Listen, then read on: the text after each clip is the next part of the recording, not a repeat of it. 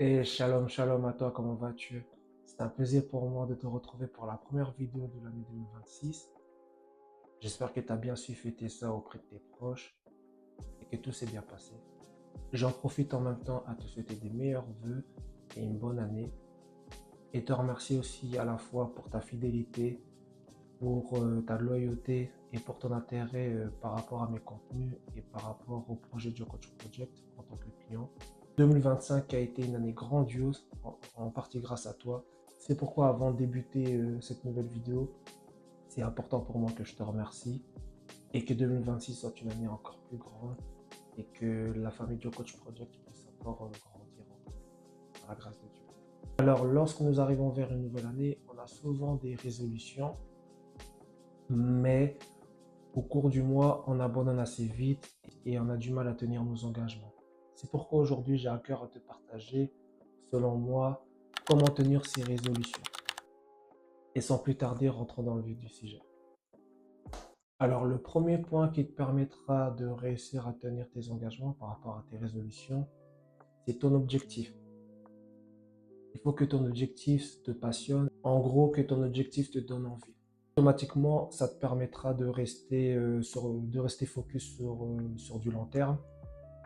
Car si tu n'aimes pas l'objectif, tu flancheras et tu abandonneras assez vite tes résolutions. Deuxièmement, il faut que ton objectif soit atteignable. Est-ce que tu es capable de le faire ou non? Est-ce que c'est réalisable par rapport à tes compétences ou par rapport à tes talents? Faut pas être non plus trop gourmand, voire tout simplement opter pour un objectif qui te paraît difficile à atteindre. Troisième point, tes attitudes. Il faut que tes attitudes soient compatibles par rapport à tes défis, par rapport à tes engagements, par rapport au fait d'aller chercher, le fait de faire en sorte de réussir tes résolutions. Je m'explique. Alors, les points essentiels pour avoir une bonne attitude par rapport à ton challenge, il faut que tu sois persévérant, courageux et discipliné. Et oui, car tout simplement, sans ces trois points, tu ne pourras pas aller loin et tu ne pourras pas tenir le coup. Car lorsqu'on a un objectif dont on aimerait tout simplement atteindre, il faut prendre conscience tout ça, c'est du processus et la réalisation, ce n'est pas instantané. Ça ne vient pas dès maintenant, ça ne vient pas dès demain, mais c'est une question de temps. Mais qu'est-ce qui va faire en sorte que tu arrives à tenir et qu'est-ce qui va faire en sorte que tu vas réussir à tenir le coup? Il faut que tu sois persévérant, il faut que tu sois courageux, il faut que tu sois discipliné. Quatrième point, implore Dieu dans tes projets. Qu'est-ce qui va faire en sorte tout simplement que tu vas avoir une attitude de persévérant, de courage et de discipliné? Ces trois points-là, d'où tu peux les acquérir? Tout simplement, la bonne réponse est par Seigneur Jésus, le grand Dieu. Pourquoi?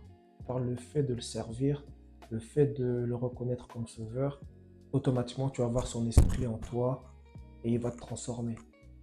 Et tu vas te refléter automatiquement à lui. C'est plus toi qui vis, mais c'est l'Esprit de Dieu qui vit en toi. Et à force d'être au quotidien avec le Seigneur Jésus, tu deviendras courageux, persévérant et discipliné. Voilà les effets d'avoir une relation forte avec le Seigneur Jésus.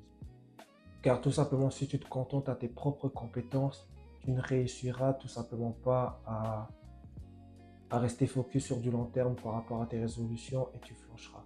Et juste une chose par rapport à ce point que j'aimerais rajouter en plus, et ça c'est en particulier pour les disciples de Jésus, pour les personnes qui ont donné leur vie à Jésus-Christ et qui marchent avec leur croix.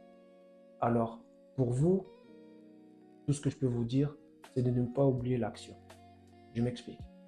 Alors, lorsque nous avons tendance à être fort abondants envers Jésus-Christ, on oublie souvent qu'on a notre part à faire. C'est bien de prier, c'est bien de jeûner, etc. Mais il faut toujours faire notre part.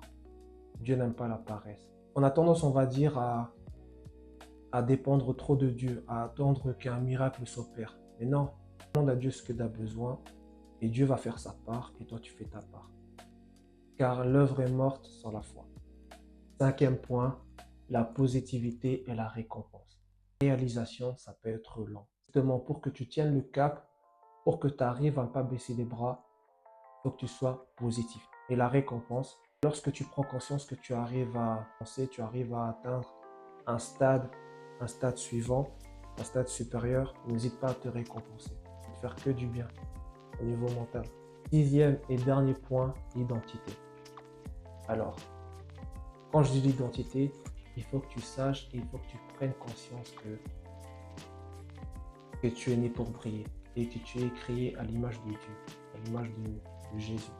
Et que tu prennes conscience que si tu es né, c'est pas pour ce n'est pas du pur hasard et que tout simplement Dieu a un plan extraordinaire pour toi. En résumant tout ce que j'ai dit par rapport au point qui peut te permettre de tenir tes résolutions, alors premièrement, tes résolutions. Il faut que tes résolutions te passionnent. Il faut que tes objectifs soient atteignables. Troisièmement, l'attitude. Il faut que tu aies une bonne attitude par rapport à tes résolutions. Que tu sois persévérant, courageux et discipliné. Quatrièmement, implore Dieu dans tes projets. Cinquièmement, sois positif et n'hésite pas à te récompenser. Et enfin, le dernier point, l'identité. Il faut que tu prennes conscience que tu es né à l'image de Dieu et que tu es né pour briller. Et voilà, selon moi, de quelle façon tu peux tenir tes résolutions. J'espère que la vidéo t'a fait du bien, de t'encourager pour cette nouvelle année 2026, que ça peut te permettre de croire en toi. Et je te donne le mot de la fin. Fortifie-toi, bon courage et bonne séance à toi.